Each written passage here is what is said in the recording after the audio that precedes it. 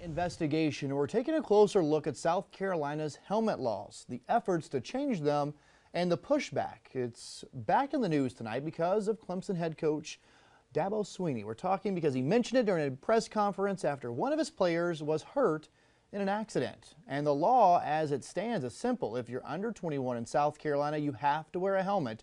But everyone else, it's a personal choice. There have been efforts to change that, and we've heard from many of you on our Facebook pages with opinions ranging on both sides of this. And Fox Carolina's DELLINGER has been listening to those opinions. He's live along Interstate 85 in Greenville County. So, Derek, what are people saying about Coach Swinney getting in on this? Well, there's a sense from riders, Cody and Diana, that he's not exactly well read on the subjects, specifically regarding helmets on the interstate. And many we talked with said, yeah, he's got a point. But many still say that there should be a choice when you're driving out on the road. There are many in the upstate that will tell you there's nothing like riding a Harley into the sunset with the wind in your hair.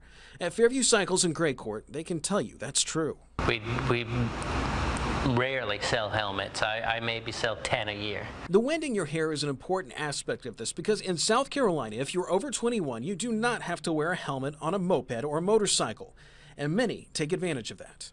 Most of them don't want to wear a helmet. They don't like a helmet law. They absolutely are against helmets, and they say, you know, when it's your time, and that's their philosophy on it. So when Clemson head football coach Dabo Swinney had something to say about it after one of his players was hurt in a moped accident, the dumbest thing I've ever seen in my life. It got attention. We got a seatbelt law, but no helmets. I've never understood that. South Carolina and Florida, I mean, even in Alabama, we wear helmets. South Carolina Governor Nikki Haley has vetoed bills requiring helmets, something that's been allowed for decades.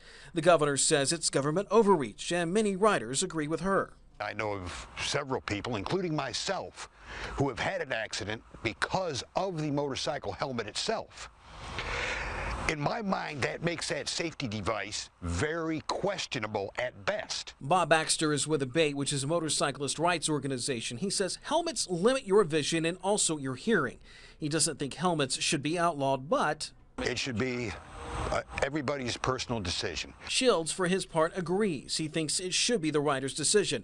But for all the grief he hears from customers about helmets, he wears them. He says he's heard way too many stories of those who did not and died. Did you hear about this one? Did you hear about that one? Shields says helmets protect riders in the era of distracted driving, and these days he's telling any new customers that want to feel that wind in their hair to take that into consideration. People are erring on the side of caution, absolutely. Now, we did mention that bill was vetoed. There is a second chance for this helmet bill to be coming up, though. One of the sponsors of the bill, Republican from North Charleston, says he plans to introduce it next year. Live along Interstate 85 in Greenville County, Derek DELLINGER, Fox Carolina, the 10 o'clock news.